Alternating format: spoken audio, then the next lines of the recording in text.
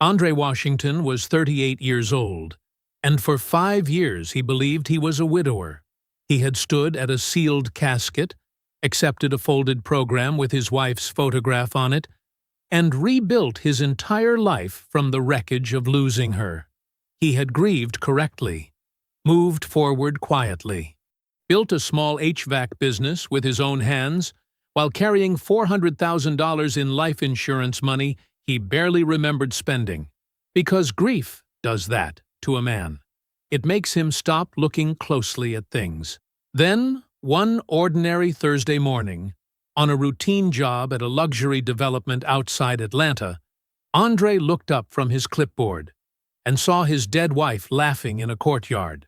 Older, dressed in clothes that cost more than his monthly mortgage, standing beside a man who owned the mansion behind her. Diana didn't recognize him. She looked straight through him the way wealthy people look through the help. That was her first mistake. And Andre Washington was already reaching for his phone. Before we jump into the story, comment where in the world you are watching from and subscribe, because tomorrow's story is one you need to hear. The coffee was ready at 5:43 a.m. Andre Washington knew this without looking at the clock.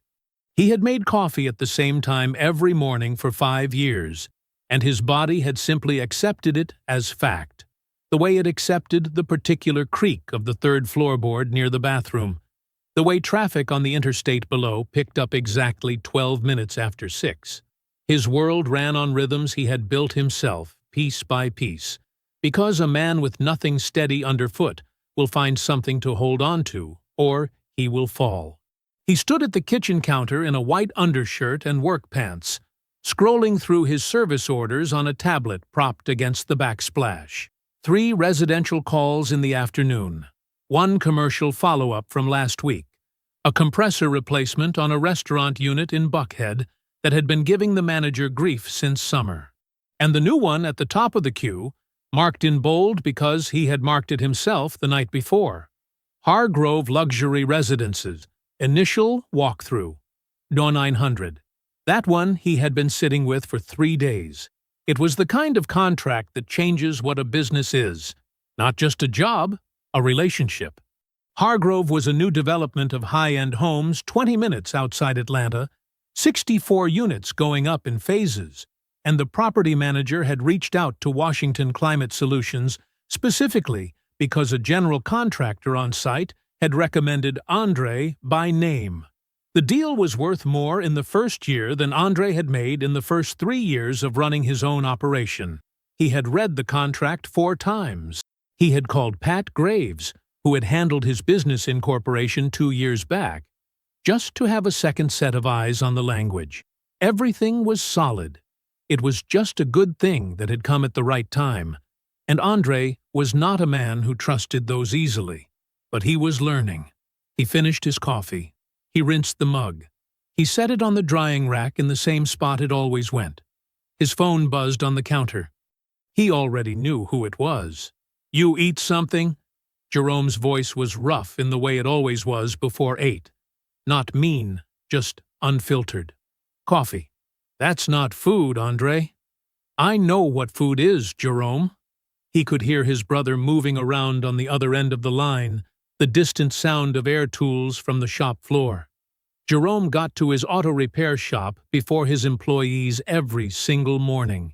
That was just who he was, the kind of man who believed showing up first was its own form of respect. "You heading out to that new development today?" Jerome asked. 9 o'clock walkthrough. "That's the big one. The one with all them fancy houses." "Hargrove." "Yeah." Jerome went quiet for a second. Not worried quiet, thinking quiet. There was a difference, and Andre knew all of them. Then Jerome said, "How many units you say it was?" 64. 64. Jerome repeated it like he was tasting it.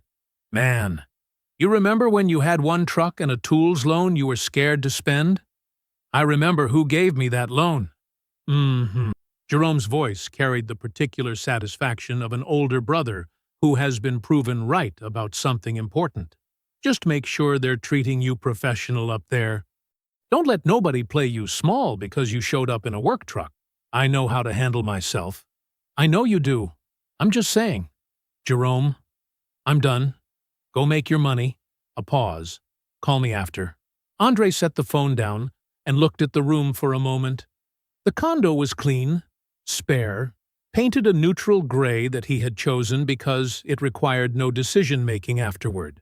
There were no photographs on the walls, not of family, not of the house he and Diana had shared in Decatur, not of anything at all. He had painted over the nail holes when he moved in and never put anything in their place.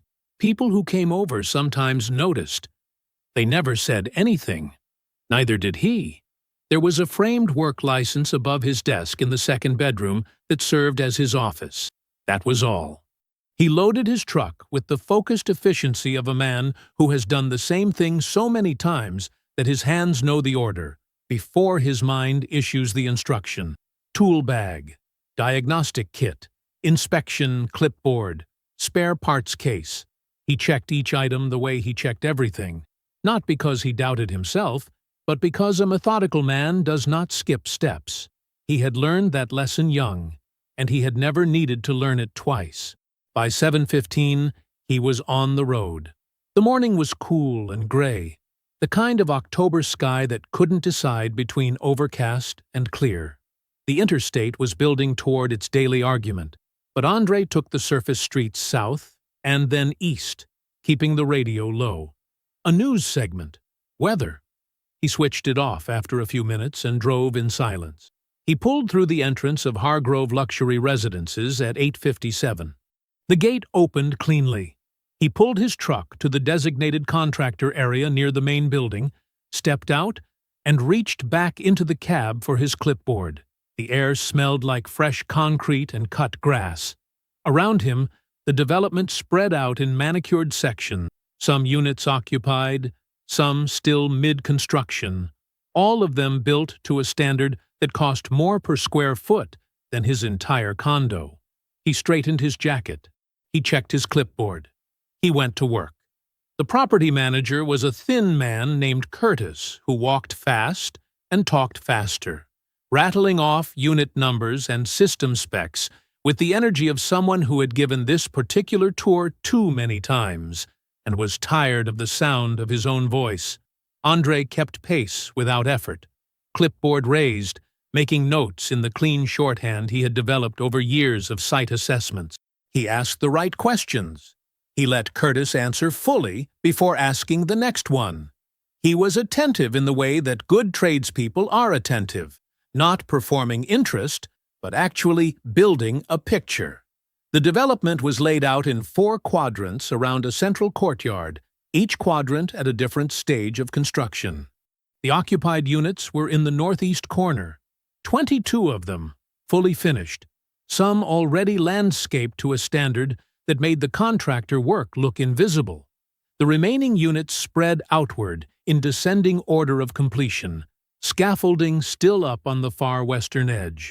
Andre noted the main equipment pad locations. He noted the ducting runs visible through open framing. In an unfinished unit Curtis walked him through. He photographed junction points with his phone, methodical, the way he always worked. One thing at a time, no step skipped. The previous contractor roughed in the northeast quad before they pulled out, Curtis said, consulting his own clipboard. Some of the work is usable. Some of it's going to need to come out. Honestly, that's partly why we wanted a fresh set of eyes. I'll need the original specs, Andre said, already pulled. I'll have my assistant email them before noon. Good. Andre made a note. I want to walk the exterior equipment pads before we finish today. All 4 quadrants, if we have time. Absolutely. Curtis checked his watch. We've got probably another 40 minutes before I need to be back.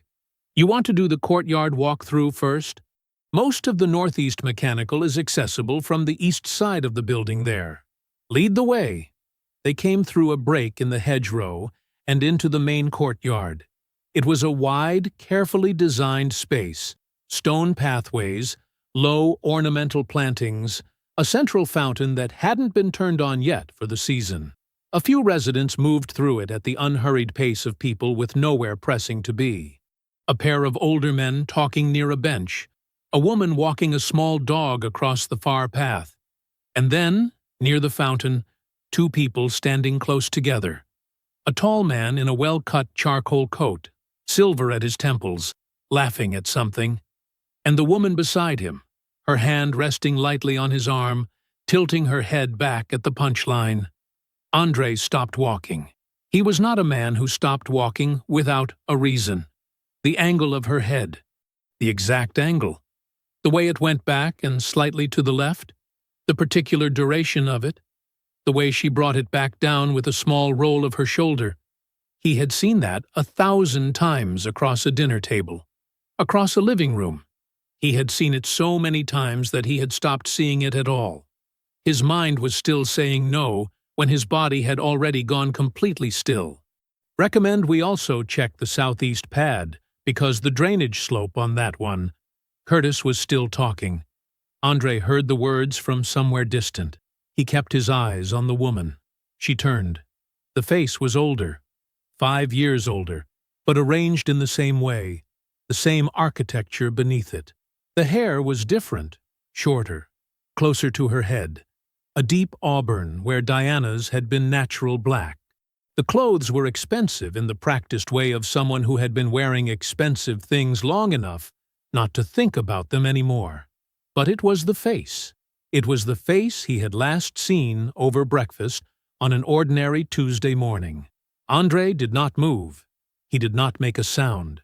He stood in the courtyard of Hargrove Luxury Residences and looked at his dead wife standing 12 yards away from him, and he did not do a single thing that he could not undo. Curtis said something else. Andrei said, "Give me 1 second." And he raised his phone with both hands, steady, the steadiness that surprised him even as he felt it. And he took 4 photographs, clean, from a distance, her face forward in 2 of them. "Sorry," he said, dropping the phone back to his side. "Thought I saw a ducting issue on that roof line. Let's keep moving." Curtis nodded and turned back toward the building. Andrei followed him. He finished the walkthrough. He asked every question he had planned to ask. He reviewed the Northeast equipment pad and made 6 pages of notes and told Curtis he would have a preliminary assessment ready within the week. He shook Curtis's hand at the end. He thanked him for his time. He drove home. He pulled into his parking garage at 1:45 and sat in the truck. He sat for 40 minutes, the engine off, the garage silent around him. He looked at the photographs on his phone. He looked at all 4 of them, one at a time, starting from the first. Then he opened his messages and sent the clearest one to Jerome. No words, just the photo. His phone rang 90 seconds later. Jerome's voice was flat. Quiet, in a way, Jerome almost never was. "Andrei," he said. "That's Diana." Andrei stared through the windshield at the concrete wall in front of him. "Yeah," he said. "That's Diana." "Yeah." Neither of them said anything else for a moment. "Come home," Jerome said. "I'm closing the shop." "No." Andrei's voice was steady. It surprised him again. "I'm fine. I need to sit with it for a minute." Jerome stayed on the line without speaking. That was its own kind of answer. After a while, Andrei said, "I'll call you tomorrow." He went inside. He washed his hands. He set a fresh legal pad on the kitchen table, uncapped a pen, and sat down. At the top of the first page, he wrote, "The night Diana died," and he began. Andrei wrote the date at the top of the left column. What I was told. Then he started the right column. What never made sense. He worked slowly. He was not in a hurry. The apartment was quiet around him, the kind of quiet that settles into a place after midnight when the building stops moving and the street outside goes still. His coffee cooled in the mug beside the legal pad. He did not notice. Left column first. He wrote the way he worked, methodically. 1 fact at a time. Nothing skipped. Police call. 11:47 p.m. Single car accident. State Route 138, south of Stockbridge. Car left the road on a curve. Embankment drop. Fire on impact. No other vehicles involved. Dental record confirmation. Dr. Marcus Reeves, Decatur. Records matched. Sealed casket. Fire damage too extensive for open viewing. Funeral home director explained it gently. Andre accepted it. Life insurance payout. $400,000. Arrived 6 months after death. Standard processing time, the adjuster said. He read back what he had written. Then he moved to the right column. He sat with his pen above the page for a moment. He had not let himself sit here before. Not once in 5 years. Grief does not interrogate. He understood that now. Understood it with a clarity that felt like something being pulled out of him slowly. Grief absorbs. Grief explains things away in order to survive them. He started writing. Diana brought up the insurance increase 4 months before the accident.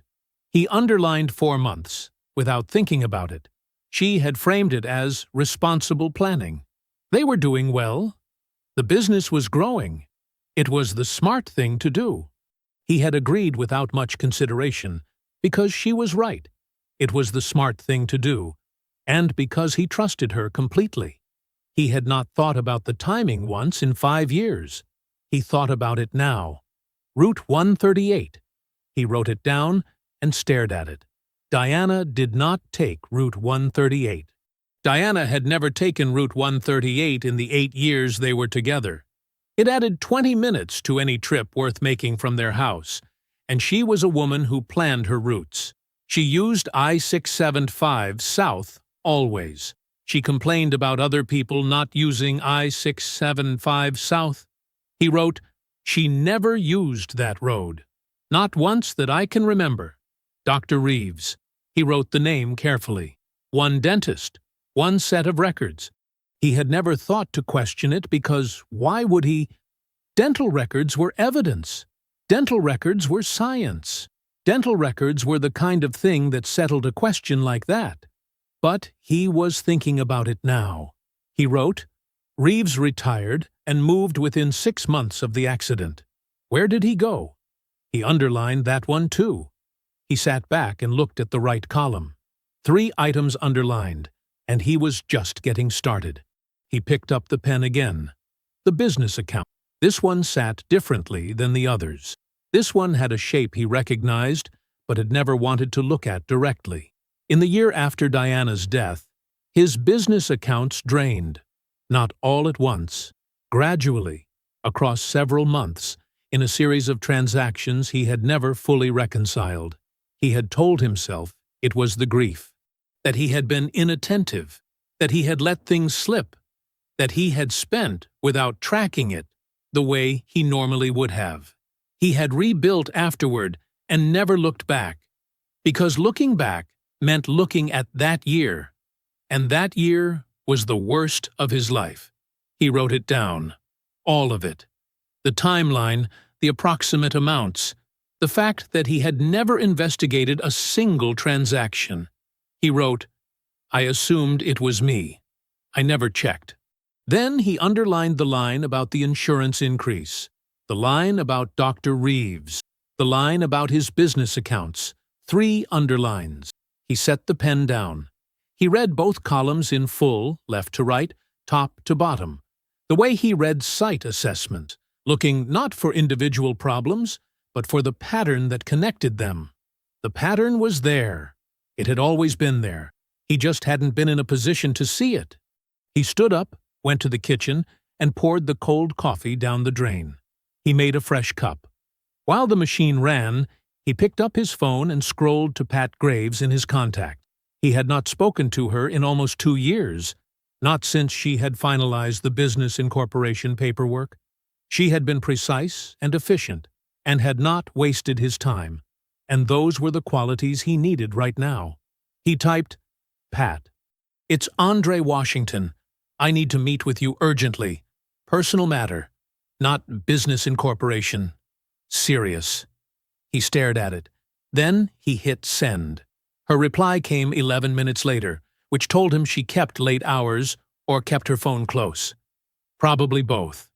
Tomorrow, 8 a.m. Don't be late. He almost smiled. He set the phone face down on the table. He picked up his coffee.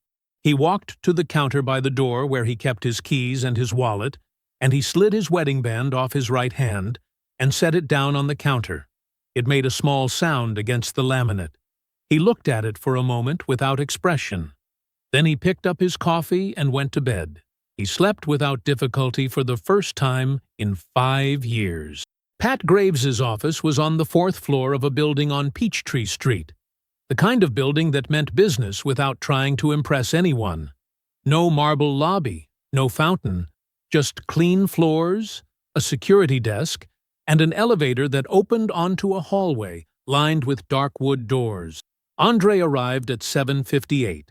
He was carrying a manila folder, his legal pad, and the printout of the photograph he had taken the day before at the job site. A young assistant showed him into the conference room without small talk, which he appreciated. He set his materials on the table in a neat row, sat down, and waited. Pat Graves came in at exactly 8 o'clock. She was a compact woman in her mid-50s, with close-cropped natural hair and reading glasses pushed up on her forehead. She wore a charcoal blazer and moved like someone who had not wasted a minute of her adult life. She set a legal pad of her own on the table, sat across from Andre, uncapped a pen, and said, "Go." So he went. He talked for 19 minutes without interruption. He laid it out in order. The 2 columns on the legal pad, the photograph, the phone call with Jerome, the insurance timeline, the road Diana never used, Dr. Reeves, the business account drain, everything. He did not editorialize. He did not ask her what she thought while he was talking.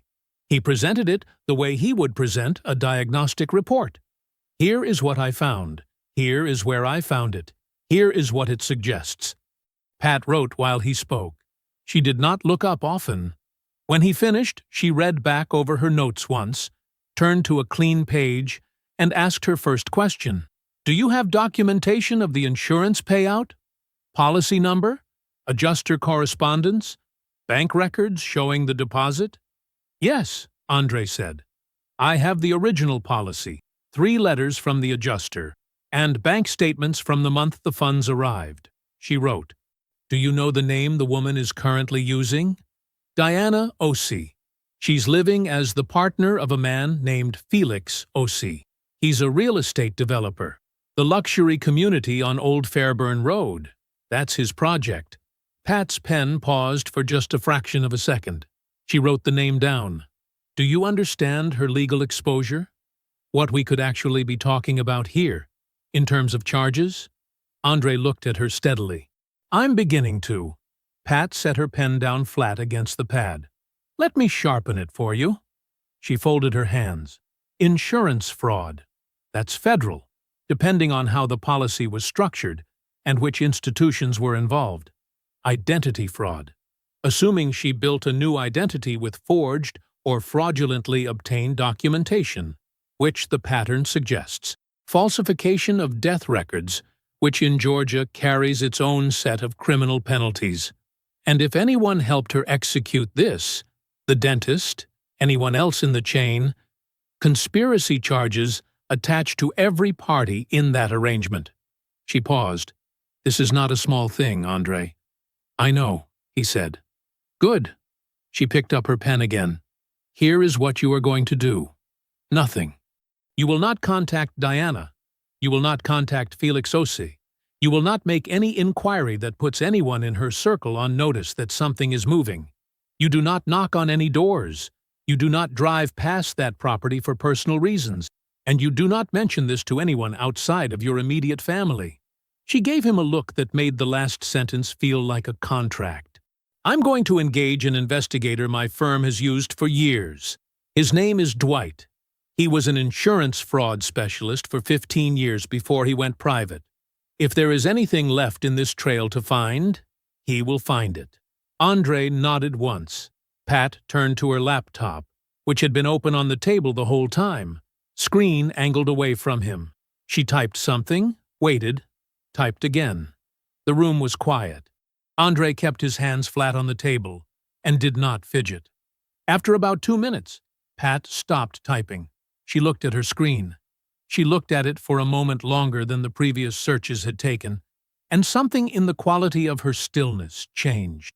Not alarmed, but focused the way a person focuses when something expected becomes something confirmed. She turned the laptop toward him. Diana Osei filed a marriage certificate in Fulton County 14 months after Diana Washington's recorded death. She let him read the screen. Under Georgia law, a person cannot enter into a valid legal marriage while a prior marriage remains legally undissolved. Diana Washington was never legally declared dead through a court proceeding. The death certificate is fraudulent, which means the marriage to Andre Washington, in the eyes of the law, never legally ended. She tapped the screen once. Diana Osei is a bigamist. Her marriage to Felix Osei is void. Andre read the document on the screen. He read it twice. He sat back. "Can we take everything?" he asked. Pat closed the laptop slowly. She looked at him across the table. Then she smiled. Small, deliberate. The smile of a woman who had been waiting a long time to sit across from exactly this kind of file. "We can certainly try," she said. Andre gathered his materials, shook her hand, and walked out of the building into the early morning. He got into his truck, pulled out of the parking deck, and drove west toward Jerome's auto shop. Jerome's shop sat on a 2-lane street in Westview, sandwiched between a tire place and a Caribbean restaurant that only opened at noon. The sign above the roll-up doors read, "Washington Auto," in faded red letters, and the lot was already half full when Andre pulled in just before 9. He could hear an air ratchet going somewhere in the back bay. Jerome came out wiping his hands on a shop rag when he saw Andre's truck.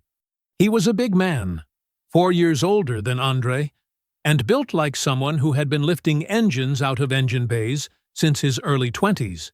He looked at Andre's face, tossed the rag over his shoulder, and said, "Come inside." They sat in the small office off the side of the shop. Metal desk, 2 chairs, a coffee maker that had seen better days, a whiteboard with job numbers written in blue marker. Jerome poured 2 cups without asking and sat down. Andre laid it all out. Pat Graves, the legal exposure, the bigamy finding, Dwight and the investigation timeline. He talked the same way he had talked in Pat's conference room. In order, without editorializing, covering everything that mattered, and nothing that didn't. Jerome listened without interrupting. He did not react dramatically at the bigamy part. He did not shake his head, or let out a long breath, or make it about himself. He just listened, both hands wrapped around his coffee cup, eyes on Andre the whole time. When Andre finished, Jerome was quiet for a moment. Then he said, "What do you need from me?" "Nothing right now," Andre said. "I need you to know what's happening, and I need you to be reachable." Jerome nodded. "I'm reachable. Always." That was the end of the conversation about what Jerome felt. He did not volunteer it, and Andre did not ask. Both of them understood that there would be time for that later, and that right now the only thing that mattered was keeping the machinery moving in the right direction. 3 weeks passed. Dwight was thorough. He delivered a 41-page report to Pat's office, and Pat sent Andre a copy by secure courier on a Thursday afternoon. Andre took it to Jerome's shop that evening. They sat in the same 2 chairs in the same small office, and they read it together under the fluorescent light, with the sound of the city outside doing its regular business. The report confirmed what Andre had suspected, and added dimensions he had not anticipated. Diana Osei held no independent assets. The house on Old Fairburn Road was titled in Felix's name. The credit accounts were registered under Felix's company. There was no employment record for Diana Osei prior to 5.5 years ago, no W-2s, no contractor filings, no professional licenses, nothing. Before she became Diana Osei, she did not exist on paper. She had constructed an identity that started at a specific date and had no history before it. which was exactly what a person looked like when they had decided to stop being someone else. The dental records section was where Dwight's experience showed. He had traced a wire transfer, $30,000, sent to an account registered to a Dr. Harold Reeves approximately 3 months before Diana Washington's recorded death. The origin was a Shell LLC incorporated in Delaware, now dissolved, with no public-facing officers. The LLC had been registered 11 months before Diana's death and dissolved 8 months after it. It existed for exactly one purpose. Dwight had not been able to obtain the transfer authorization records directly. Those would require a subpoena. But the paper trail was clear enough that a prosecutor would know exactly where to pull. The dental records confirmation that had closed the insurance investigation, the one that had given Andre a sealed casket and a death certificate and 5 years of grief, it had been purchased. Someone had paid for it, and the timeline placed that payment squarely in the planning window. Andre set the report down on the desk when he finished. Jerome finished a minute later.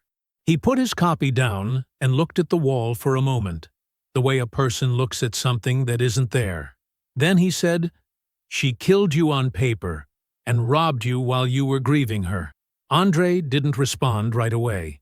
He let the words sit in the room where they belonged. Jerome had said it plainly, the way Jerome always said things, not to wound him, but because someone needed to say the worst version of it out loud, so Andre didn't have to carry it in silence anymore. "Yeah," Andre said finally. "That's what she did." The following Tuesday, Andre was back at the old Fairburn Road property on a legitimate service call. A rooftop unit in Building 3 had been throwing an error code. He parked, got his tools, and went to work. He was crossing the courtyard on his way back from the mechanical room when Diana came through the far gate with a reusable bag in one hand and her phone in the other. She walked with the ease of someone who lived there, unhurried, comfortable, fully at home. She passed within 15 feet of him. She looked directly at him. There was nothing in her eyes, no flicker, no hesitation. Just the flat, absent gaze of a woman who had registered a man in a uniform and moved on before the image fully processed. 5 years, and a beard, and the particular invisibility of a man doing a job. It was enough. She was gone through the far door before he had taken 3 more steps. Andre stood still for a moment. He looked at the door she had disappeared through. Then he picked up his toolbox and walked back to his truck. He sat for a minute. He thought about the 41 pages in Pat's file. He thought about Jerome's voice in the shop. He thought about the blank look on Diana's face. Not the look of a woman hiding something, but the look of a woman who had genuinely stopped believing there was anything left to hide from. He started the truck. He drove back to Pat's office and delivered the report. The quarterly dinner at the Osei house was the kind of event that required staff. 2 women worked the kitchen. A man in a white shirt circled the dining room with a bottle of wine. The long table seated 14, and every chair was filled. Felix's business partners, their wives, a structural engineer Felix had worked with for 15 years, and the engineer's adult son who had recently joined the firm. Candles down the center of the table. Good plates. The kind of dinner that looked effortless because a great deal of effort had gone into making it look that way. Nadia arrived at 7 and kissed her father on the cheek, and smiled at Diana the way she always smiled at Diana. Warmly enough that no one would notice anything, carefully enough that she gave nothing away. She had been doing this for 6 years. She was very good at it by now. She took her seat near the middle of the table, between the structural engineer and one of Felix's investment partners. She ate. She laughed at the right moments. She asked the engineer about a waterfront project he'd mentioned at the last dinner. She was easy company. She always was. But her attention never left Diana for long. It started with a simple question. Nadia let it happen naturally, the way you let a glass tip, gradually, and then all at once. The conversation had shifted toward family. The investment partner was talking about his mother's village in Kumasi, and Felix was nodding, and someone said something about roots, about how the places you come from shape the kind of person you become. Nadia looked at Diana across the table and said, pleasantly, "Diana, didn't you say your family was from Alabama originally?" Diana smiled. "Oh, Felix is the one who can talk about roots." She turned to Felix with warmth. "Tell them about your uncle's compound, the one in Accra." Felix laughed and took the opening. The table followed him. The conversation moved. Nadia picked up her fork. 20 minutes later, she tried again. The engineer's son had mentioned his college years in Virginia, and the table had drifted into a comfortable exchange about early adult life, bad apartments, first jobs, the specific chaos of your 20s. Nadia said, casually, "Diana, where were you living when you and Felix first met? You've never actually told me that story." This time she was watching Diana's face. It was less than a second, half a second, maybe less. A pause so brief that if Nadia had blinked, she would have missed it. Then Diana's smile returned, full and warm and completely in place, and she said, "We met at a charity event. You know that," and looked at Felix with the particular tenderness of a woman retelling something she loved. "Your father was terrible at making small talk." Felix laughed. The table laughed. Someone asked Felix if that was true. Nadia smiled and said nothing. She tried once more before dessert.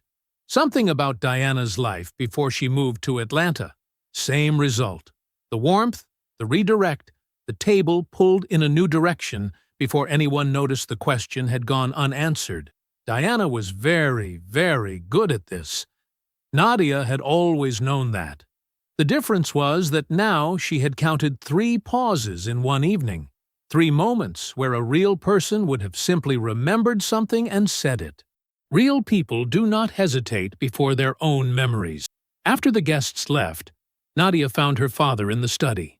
Felix was standing at the sideboard, pouring a short glass of bourbon, looking satisfied in the way he always looked after a dinner that went well. "Dad," she said. She kept her voice measured. "I want to commission a background check on Diana." Felix turned and looked at her. His expression did not change into anger. It settled into something quieter than that, the patient, immovable look of a man who had heard this concern before and had already decided where he stood. "Nadia, I know, but listen.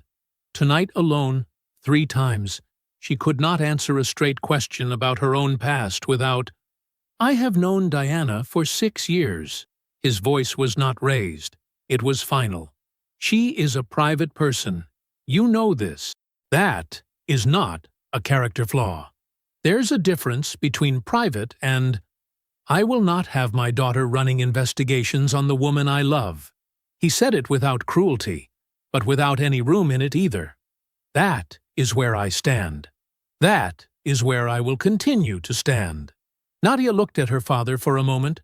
She did not argue further. She nodded once, said good night, and went to get her coat.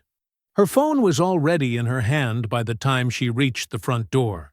She had submitted the background inquiry before she sat down to dinner, before the appetizers, before the wine, before Diana had deflected the first question with that half-second pause that no one else at the table had caught.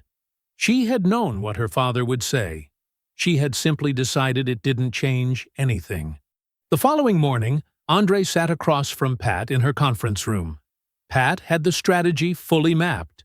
She walked Andre through it without wasted words.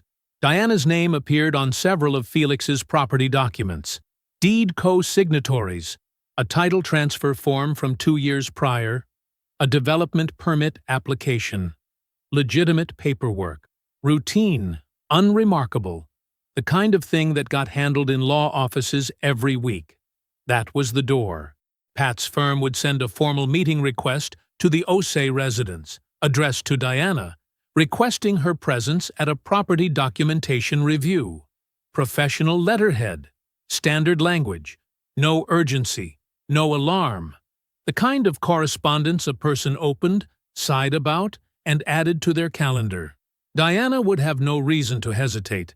She would walk through that door on her own. Later that afternoon, a courier in a navy jacket delivered a sealed envelope to the front desk of the Osei residence. The letter inside was one page, clean type, Pat's firm's address at the top, polite and efficient language throughout. It requested Ms.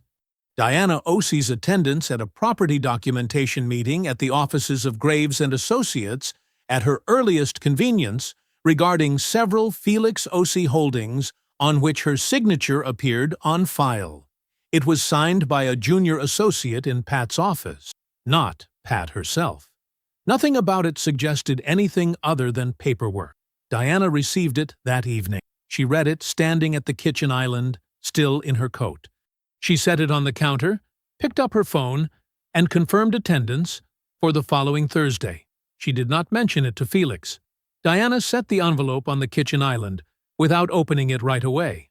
She finished hanging up her coat first, poured half a glass of sparkling water, checked her phone. Then she picked the envelope up, slid her finger under the seal, and read the letter in the time it took her to drink 3 sips. Property documentation. Deed co-signatories. Her signature on file. She set it back on the counter. It registered as a minor inconvenience, the kind of errand that ate an hour of your Thursday and produced nothing more interesting than paperwork. She picked up her phone, confirmed the meeting with a brief message to the number printed at the bottom of the letter, and set her phone face down on the counter. She did not mention it to Felix when he came home that evening. There was nothing to mention. Across the city, Andre was already in Pat's conference room when Dwight arrived. Dwight was a compact man in his late 50s, the kind of person who had spent so many years working in the background that stillness had become his natural condition. He carried a brown accordion folder under one arm and a sealed envelope in his other hand. He set both on the table, greeted Pat with a nod, and looked at Andre once in the way people look at someone they have been working for but never met in person, briefly, with professional assessment, and then not again. He sat down and opened the folder. "Most of it you've already seen," Dwight said. "The Shell LLC, the wire to Reeves, the financial footprint under the current name. All of that is the same."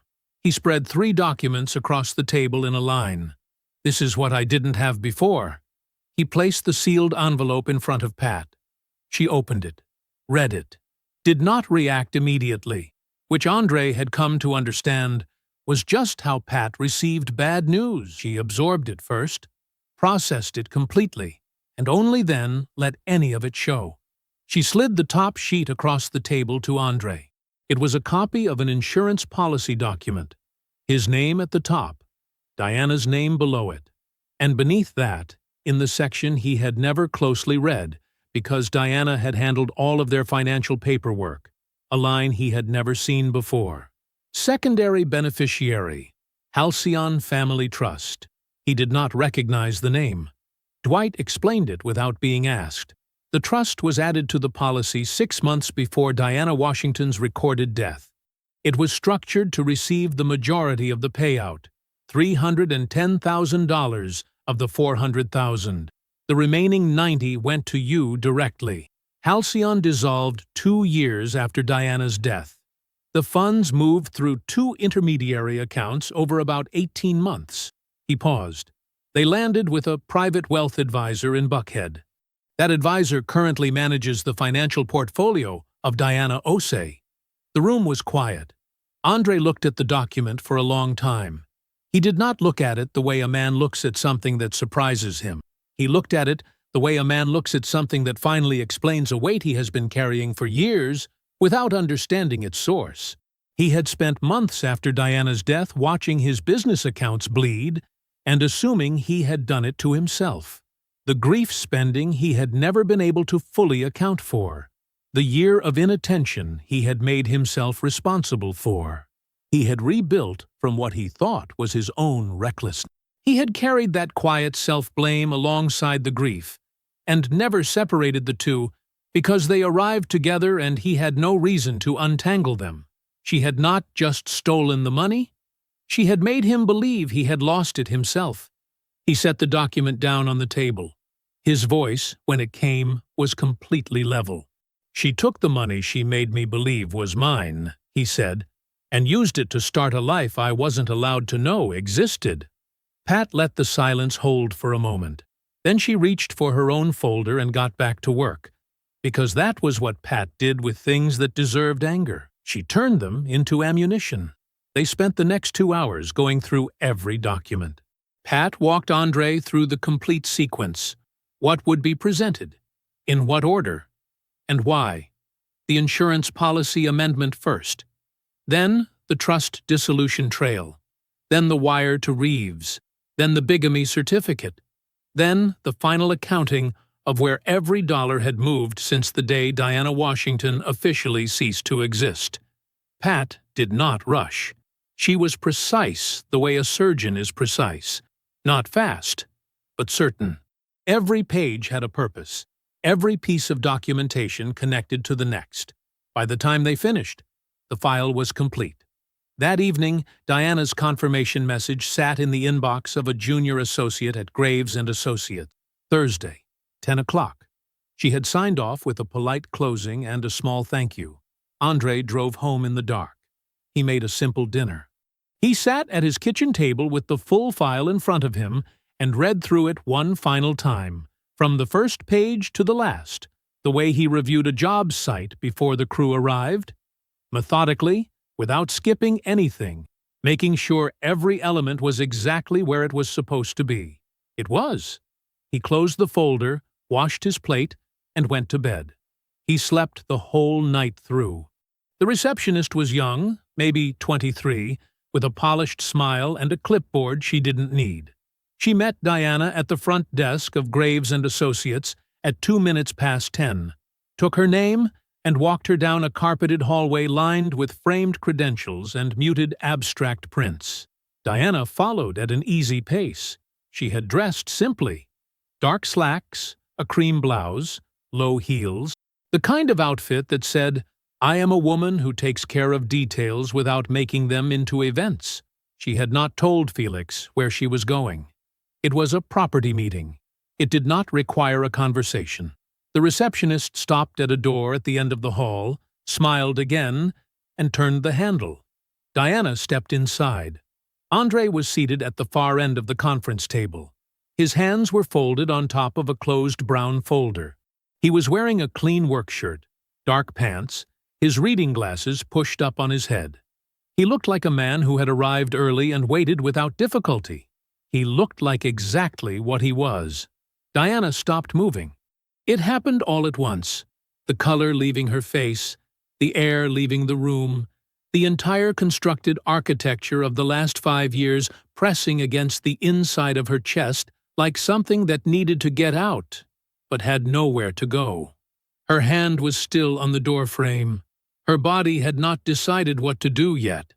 Her eyes moved across his face, the beard, the slight difference in his jaw, the 5 years written into the lines around his eyes. When she spoke, his name came out small and unguarded. Andre. He looked at her the way you look at something you have already accounted for.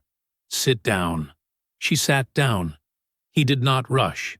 He opened the brown folder and removed the first document and placed it on the table in front of her. He did not slide it. He set it down flat, squarely, the way you set down something you want someone to look at carefully. She looked at it. The wire transfer record, $30,000, routed from a Shell LLC to a dental practice in Buckhead, 3 months before her death. Dr. Howard Reeves, recipient. Andre set the next folder on the table. The insurance policy, his name, her name, the secondary beneficiary line, Halcyon Family Trust, and the figure beneath it, $310,000. Then the Halcyon dissolution records, the intermediary accounts, the final destination in Buckhead, sitting in a portfolio managed by a wealth advisor who sent Diana Osei a quarterly statement. Then the bigamy certificate, marriage recorded in Fulton County, Diana Osei, formerly Diana Washington. Date of filing: 14 months after Diana Washington's recorded death. A woman who was legally dead on paper had signed her name to a marriage license, and no one had looked closely enough to notice. Each folder landed like a word in a sentence Diana already knew the ending to. She tried denial first. "I don't know what any of this is supposed to—" "Diana." His voice was quiet. "We have the wire." She stopped. Then she tried negotiation.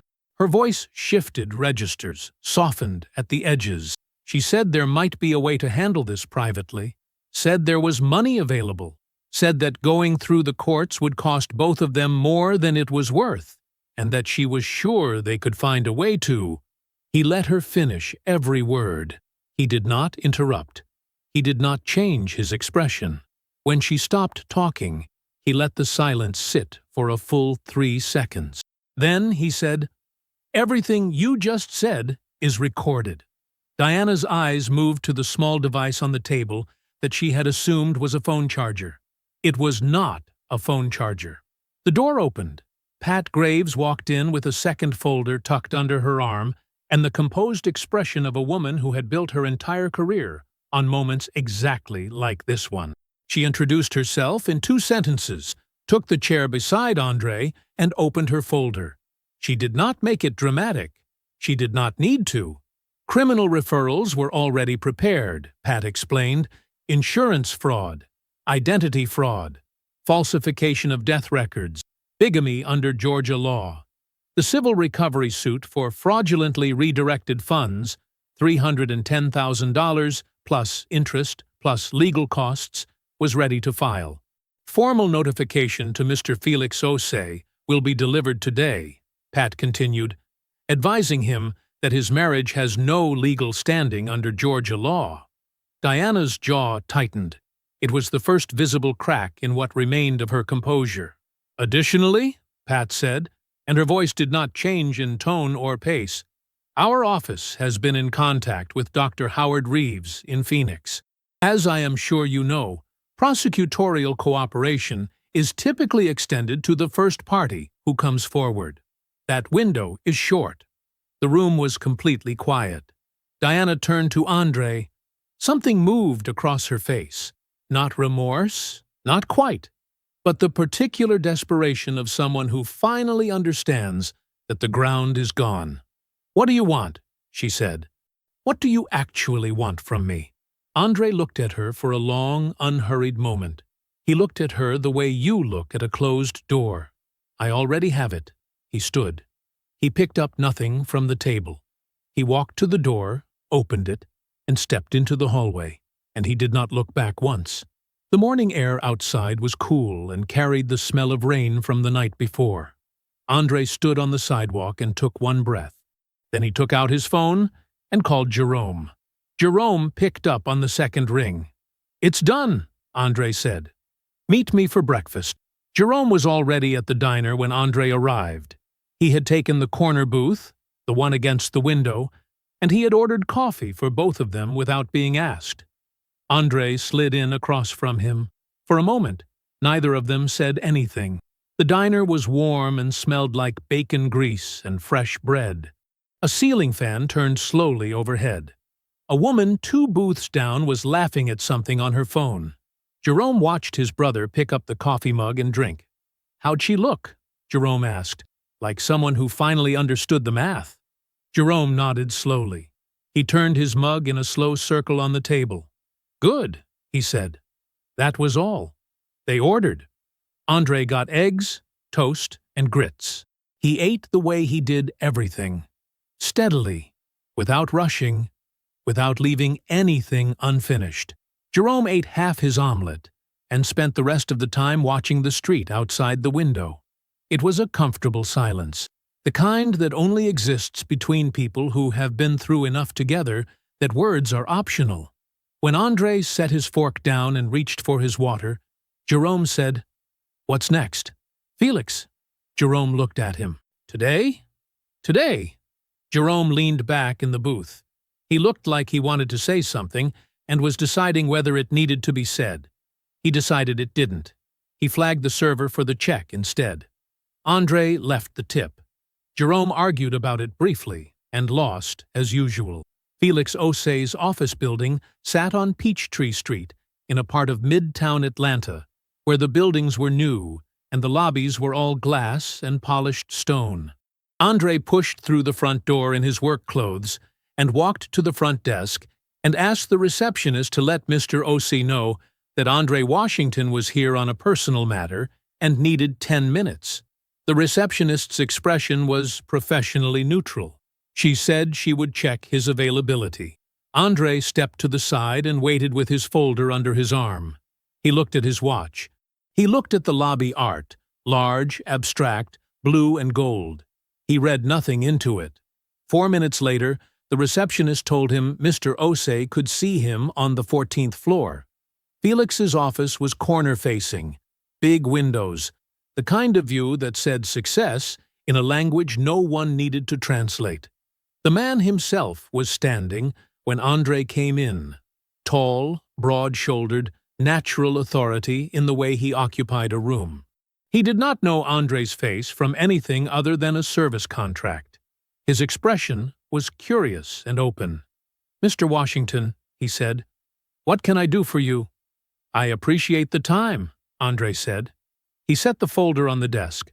"I'm going to ask you to read this. It's going to be difficult. None of what's in here is your fault, and I want you to know that I understand that before you open it." Felix looked at him for a moment, steady, measuring, the look of a man who has navigated a lot of rooms and learned to read what people bring into them. Then he sat down. He opened the folder. He read without speaking. He turned each page with care, the way someone reads when they are making sure they are understanding correctly and not simply reacting. His face stayed controlled, but the stillness in it changed quality as he went. Tighter, more inward, the particular stillness of someone absorbing a weight. He was on the third document when his assistant knocked once and opened the door. Nadia stepped in behind her. She stopped when she saw her father's face. Then her eyes dropped to the folder on the desk. Felix looked up at his assistant and gave her a small nod. The assistant withdrew. The door clicked shut. Nadia moved to her father's side. She did not ask questions. She read over his shoulder, one hand resting lightly on the back of his chair. Her expression moved through things she did not say out loud.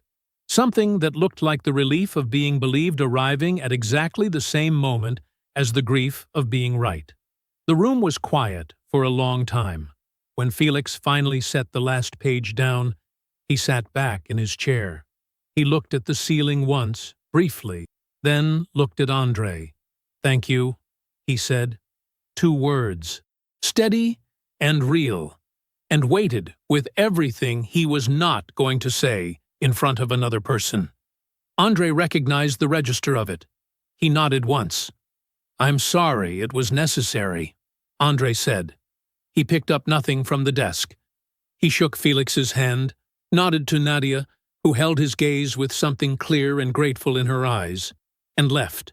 He was home by early afternoon, moving through his quiet condo with the unhurried ease of a man who had finished something large. He cleaned up. He reviewed a set of work orders. He made a simple dinner and ate it at the kitchen table with the evening news on low. His phone rang at 7:42. It was Pat. "Felix Osei's attorney reached out an hour ago," she said. "He is dissolving the marriage. He is cooperating fully with the fraud investigation and has offered to make his financial records available voluntarily." A short pause. "He has also asked Diana to vacate the property." "Immediately," Andre said. "Okay. I thought you'd want to know tonight," Pat said. "I did. Thank you, Pat." He hung up. Jerome was sitting across the room in the armchair by the window. He had come by after his shop closed, same as he always did when things were moving. He was looking at Andre. "How do you feel?" he asked. Andre considered it. Not the performance of considering it, actually sitting with the question, turning it over, giving it the honest answer it deserved. "Like the ground is level again," he said. Jerome looked at him for a moment. Then he nodded. slow and sure, and reached for his drink. Andre drove home alone that night through a city that had gone quiet around him. The streets were dark and rain-slicked, the traffic lights cycling through their colors for no one in particular. He kept the radio off. He did not need anything to fill the silence. He got home, locked up, and went to bed. He did not lie awake. He did not stare at the ceiling. He did not run the last 5 years through his mind looking for the moment he should have known. He closed his eyes, and he slept. 5 years is a long time. Long enough for the truth to move through every stage it has to move through. The investigation, the charges, the courtroom, the plea, the sentence, and still leave room for life to grow back in the space where the damage used to be. Here is what happened to Diana Washington. She was charged on 3 counts: insurance fraud, identity fraud, and bigamy. Dr. Reeves, presented with the wire transfer records and the full weight of what prosecutors had assembled, made his decision quickly. He cooperated. His testimony removed the last pillar Diana had left to lean on. The idea that the dental record confirmation could have been anything other than what it was. It could not. He confirmed it. And Diana, stripped of Felix's resources, stripped of the identity she had spent years maintaining, stripped of every foundation she had quietly built on top of another person's suffering, had nothing left to fight with. She entered a plea agreement. She served her time. She was released into a life that was small and quiet, and entirely of her own making. The story does not follow her there. She has had enough pages. The civil suit settled in full. Andre recovered every dollar of the fraudulently redirected insurance funds, plus 5 years of interest, plus legal costs. The number was significant.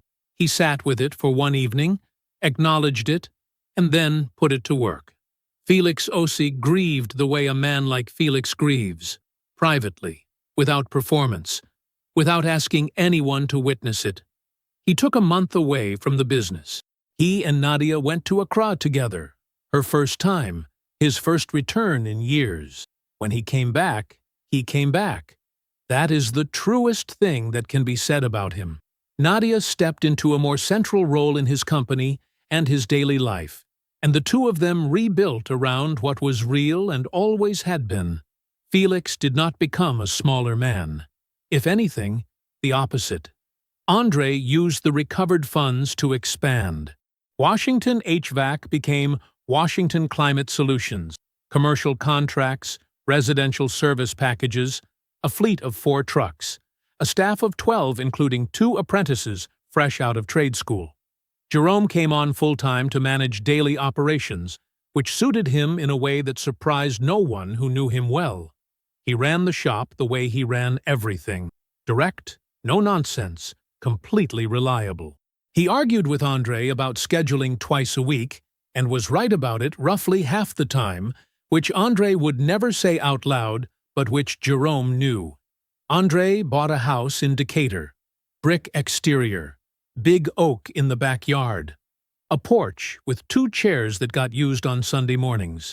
He got a dog, a big, lazy, brown and white mutt from the county shelter named Marcus, who slept on the couch and took up too much of it.